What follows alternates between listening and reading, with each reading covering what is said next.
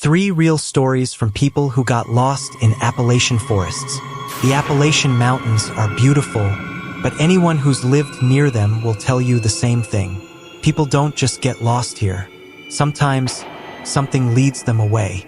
Tonight, you'll hear 3 real stories from hikers, campers, and locals who vanished into the Appalachian woods, only to return with memories they can't explain. So dim your lights and listen closely, because these woods don't forget. Story 1. The Path That Wasn't There. Ethan Parker had hiked Blue Hollow Ridge in Virginia for years. It was the place he escaped to between classes, exams, and everything else that made college feel suffocating. The trail wasn't dangerous, not really, mostly families, older hikers, dog walkers, the occasional tourist. Ethan knew every bend, every overlook, every creek crossing. That's why the first moment of wrongness hit him so hard. It was late September, just before dusk. The sun had dipped low enough that the mountains were painted in long amber streaks. The air held that crisp chill that meant fall was settling in. Ethan had been walking the main loop for maybe half an hour, listening to music, when something off to his right caught his eye. Path, a side trail, shouldn't have been there. He stopped walking, the crunch of leaves under his boots fading into silence. The trail was narrow, but not messy, not wild. It looked curated, smoothed over, as if someone had swept away debris and carved the way forward in a straight, almost unnatural line. The entrance between the trees was perfect, like a doorway. Ethan stared. He'd taken this loop hundreds of times. He'd never seen a break in the trees there. Not ever. At first, he thought maybe a new trail had been cut. But park maintenance always marked their paths with colored blazes on trees. This one had nothing. No markers, no prints, no footprints leading in or out. Just a clean, almost groomed stretch of dirt fading into the darker parts of the forest. And for some reason, felt like it was waiting for him. Ethan swallowed hard. Something in him whispered, "Don't go." But the stronger part, the stubborn, curious, young part, whispered louder. Maybe it was nothing. Maybe it was new. Maybe he was being paranoid. And so, against his better judgment, he stepped off the main trail and onto the narrow path. Immediately, the forest changed. The moment he crossed into the new trail, the wind died. The air grew still in a way that didn't feel natural. Blue Hollow always had noise. Rustling leaves, distant birds, the hum of insects. But here, the sound flattened, quieted, like the woods were holding their breath. He took out his earbuds. Silence. No birds. No bugs. Not even the distant thrum of the highway below the mountain. Just his breathing, louder than normal, echoing off trees that suddenly felt too close together. He walked deeper. The trail did something strange. It stayed unervingly straight. Natural trails curve, weave, adjust to the terrain. This one cut forward with perfect direction, like a hallway. The deeper Ethan went, the darker the woods became. Branches interlocked overhead, forming a canopy that blocked out most of the fading sunlight. A strange damp smell clung to the air, mildew mixed with something metallic. He glanced behind him after a few minutes, and that's when the first real unease hit him. He couldn't see the main trail anymore. He couldn't even see the forest he came from. It looked different back there, like he'd walked farther than he thought. "Okay," he muttered under his breath, trying to steady the anxiety rising in his throat. Just keep track of the turns. Except there were no turns. Just that straight, impossibly straight path. After maybe 20 minutes of walking, he felt it, that instinctual prickle on the back of his neck. He turned around again, and froze. The path behind him was gone. Not faded, not confusing, not subtle. Gone. In its place were thick trees, tangled brush, and undergrowth so dense a person wouldn't fit through it. It looked untouched, like no trail had ever existed there. Ethan blinked hard, rubbed his eyes, stepped forward and back again, trying to make sense of it. No, this isn't," he whispered. His voice sounded small. He walked back to where the trail should have been and pressed his hand into the brush. The vegetation pushed back, solid, real, immovable. He tried to walk through it, but branches clawed at him, resisting like they'd grown for years, not minutes. It made no sense. He turned forward again. The narrow path continued ahead into deeper, darker woods. And suddenly, it didn't look clean anymore. It looked ancient. Ethan's pulse hammered in his throat. He spun again. "Hello?" he called out. "Is anyone out here?" His voice sounded swallowed, dampened instantly by the trees around him. No echo, no movement, nothing. He pulled his phone out, trying to calm himself. Maybe GPS would help. Maybe he could track where he was. But the second he unlocked it, he saw something that turned his stomach cold. No service. 0 bars. Even though he'd had full reception on the main trail. Ethan tried to breathe. He walked a few yards forward, then stopped again, reaching into his backpack for a pocket knife. Something, the way the forest sat too still, made him want to mark his path, just in case. He walked to the nearest tree and carved a small line into the bark. Then he continued down the trail, forcing himself to stay calm. 1 minute, 2 minutes, 3. He looked back. The tree he'd carved wasn't there. Neither was the mark. Every tree behind him looked identical. Smooth, unmarked, wrong. His heartbeat thudded in his ears. He tried carving again, this time deeper, tearing a long groove into the bark. Then he walked 20 more steps and turned around, gone. His mark had never existed. Okay, Ethan, breathe, he said, pacing in a small circle. You're tired. You're imagining things. You just got turned around. But he didn't believe it, because when he finally decided to retrace his steps anyway, something horrifying happened. Every direction looked exactly the same. The trail ahead, straight. Behind, straight. To his right, path. To his left, path. Perfect paths. All of them identical, like the woods had rearranged themselves when he wasn't looking. Ethan felt his breath shortening. He tried to control it, but panic clawed up fast. He picked one direction at random and ran. Branches slapped his arms as the woods narrowed. The path twisted. The trees leaned inward. The dirt softened under his shoes. He ran faster, lungs burning, until his legs ached. Minutes blurred into an hour. An hour blurred into something worse. At some point, he tripped. He didn't remember hitting the ground, only the sudden feeling of being somewhere else. An opening in the trees, sunlight hitting his face, gravel under his shoes. He lifted his head. He was standing at the edge of the parking lot, right beside the trailhead sign. Just like that, no transition, no thinning of trees, no sound of escaping the forest. One step he was in the woods, the next he was out. The sky above him was almost pitch dark. Ethan lifted his phone. He'd left for his hike around 3 p.m. It was now 12:14 a.m. 9 hours had passed. He sat down on the ground and felt his entire body tremble. His clothes were dry. His shoes were barely muddy. His water bottle was still half full. It didn't make sense. When he finally worked up the nerve to report what happened to the park rangers the next morning, they exchanged a look he didn't like. Not disbelief, but something else. Recognition. One ranger pulled out a map of Blue Hollow and pointed at the area where Ethan said he'd seen the trail.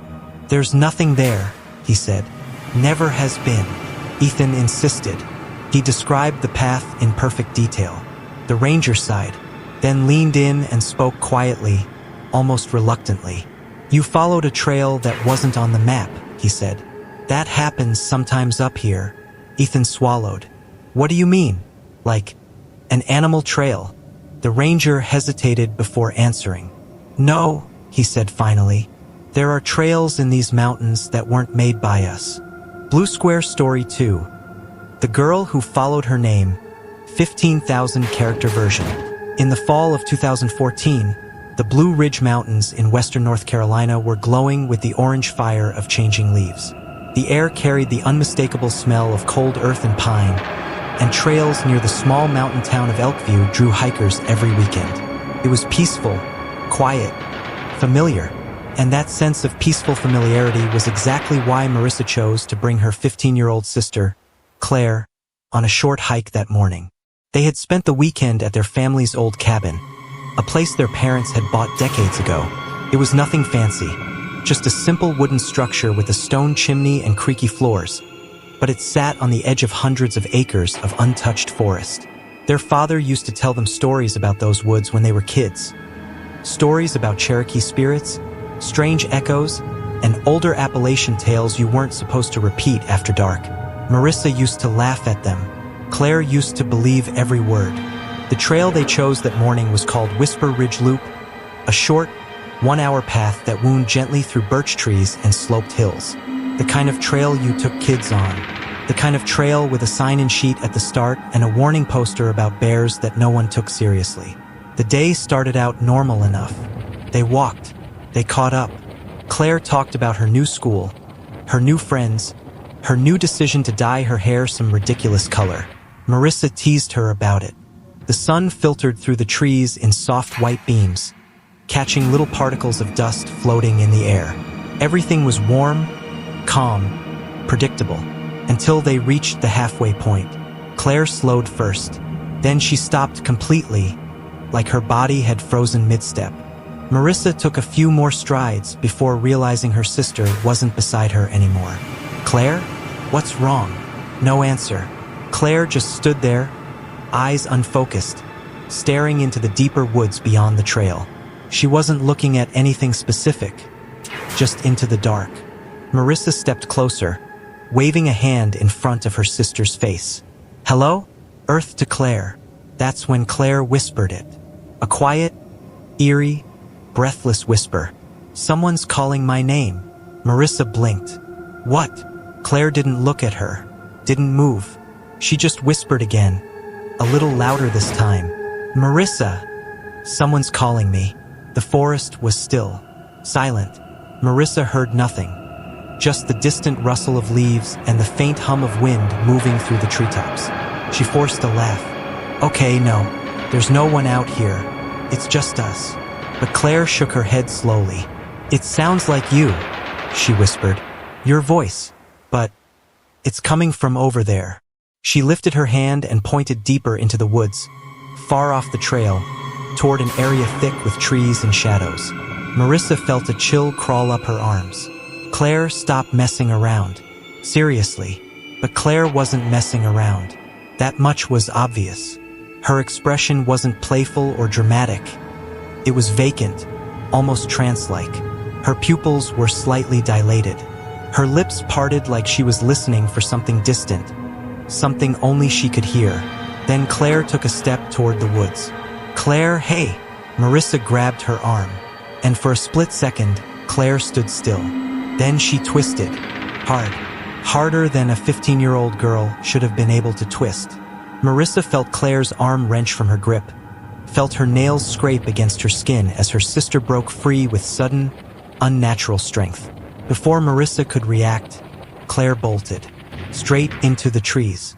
"Claire, get back here!" Her shout echoed through the forest, but Claire didn't stop, didn't hesitate, didn't even look back. She ran deeper, faster, like she was following a voice only she could hear, like something was pulling her forward. Marissa sprinted after her, crashing through brush, stumbling over roots, tearing leaves from branches as she pushed herself forward. Her lungs burned, her legs shook, but she kept running, screaming Claire's name until her voice cracked. But Claire was fast, too fast. Marissa caught glimpses of her, a flash of her jacket, a silhouette between trees, but every time she thought she was getting close, Claire slipped out of view again, felt like chasing a shadow. Minutes blurred together. Her breath grew short. Her legs felt numb. Then Marissa's foot caught on a buried root. She went flying, hit the ground hard, knees slamming into dirt, palms scraping raw. For a few seconds she lay there, gasping, trying to gather herself. When she pushed up and looked around, Claire was gone. The woods felt instantly different. Still, too still. The wind had stopped. The forest was silent, almost expectant, like the trees themselves were listening. Marissa forced herself to stand. She shouted Claire's name over and over until her throat felt like sandpaper. She listened for footsteps, breaking twigs, breathing, anything. But the woods gave her nothing back, just emptiness. She retraced her steps. She looked for broken branches, disturbed soil, footprints. Anything Claire might have left behind. But the forest floor looked untouched, undisturbed, as though Claire had never run through it at all. Panic set in fast. Marissa sprinted back toward the trail, nearly tripping again in her frantic rush. Once she reached the loop path, she fumbled for her phone and called 911. By the time the rescue team arrived, the sun was beginning to set. They searched all night. Flashlights swept through the dark trees. Thermal drones circled overhead. Tracking dogs sniffed every inch of the woods. Nothing. No footprints. No torn clothing. No scent trace. No evidence of a struggle. Hours passed. The temperature dropped. The woods grew black and hollow. Every few minutes, someone would call Claire's name and wait for an answer that never came. By 4 a.m., people began to lose hope. The woods in Appalachia aren't kind to those who get lost, especially not overnight. Marissa sat on a fallen log wrapped in a blanket, staring into the darkness. Every sound made her flinch. Every shadow looked like it might be Claire stepping out. But nothing came. It wasn't until just after sunrise, when the first pale light broke through the trees, that someone shouted, "I see someone! Over here!" Marissa almost collapsed as she ran toward the voice. And there, quietly stepping out of the woods as if emerging from a short walk, was Claire. Unharmed, unscarred, clothes clean, hair neat, not cold, not hungry, not confused, just calm. "Claire!" Marissa yelled, grabbing her in a tight hug. "Where were you? Oh my God. What happened? Are you hurt?" Claire blinked slowly. "What do you mean?" she asked. "You disappeared," Marissa cried. "We've been searching for you all night. Where did you go?" Claire's answer chilled every person standing there. "I didn't go anywhere," she said softly. "I was just following you." Marissa's stomach dropped. "What? You kept calling my name," Claire continued, her voice eerily flat. "You kept saying, 'Come here, Claire,' and I followed you. You sounded a little far away, so I just kept walking." She pointed deeper into the woods. "Your voice came from there." Marissa felt her entire body turn cold, because she hadn't said Claire's name. Not once. Not after that first whisper. She had only screamed it after Claire ran. And even then, her voice had been behind Claire, never ahead. Claire, however, insisted. "You told me to follow you. I heard you. I heard you the whole time." Later, doctors examined Claire. Physically, she was fine. No signs of exhaustion, hypothermia, dehydration. Nothing at all to indicate she'd been wandering the woods for nearly 12 hours. Psychological tests came back inconclusive. The final search report simply stated, "Subject located. No injuries. Cause of disappearance undetermined." But Marissa never forgot the way her sister spoke that morning. The calmness, the certainty, the confusion when Marissa insisted she hadn't called her. And Marissa never forgot the other thing either.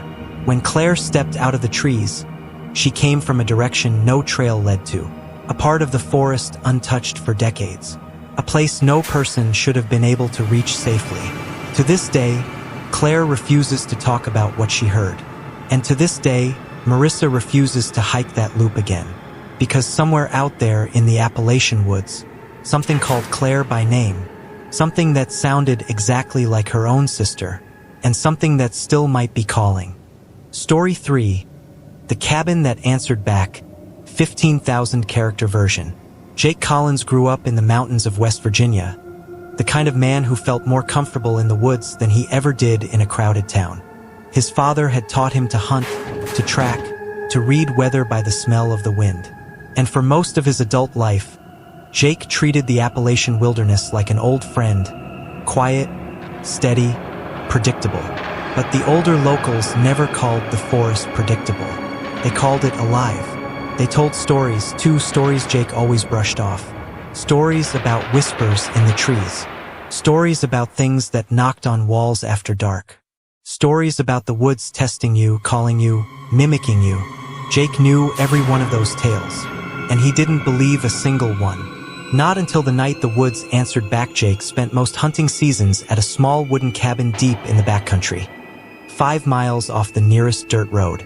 It wasn't much. A square structure with a tin roof, a stone chimney, and wood walls the color of old tobacco. The place smelled of pine resin, gun oil, and decades of smoke.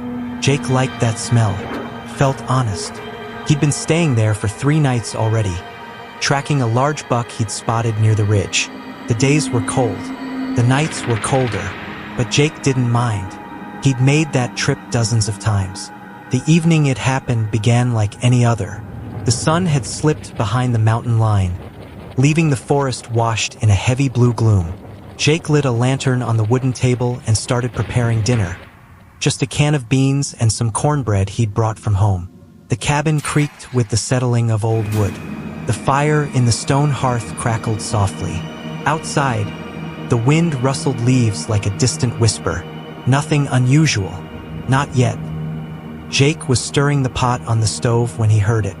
3 slow knocks. Knock, knock, knock.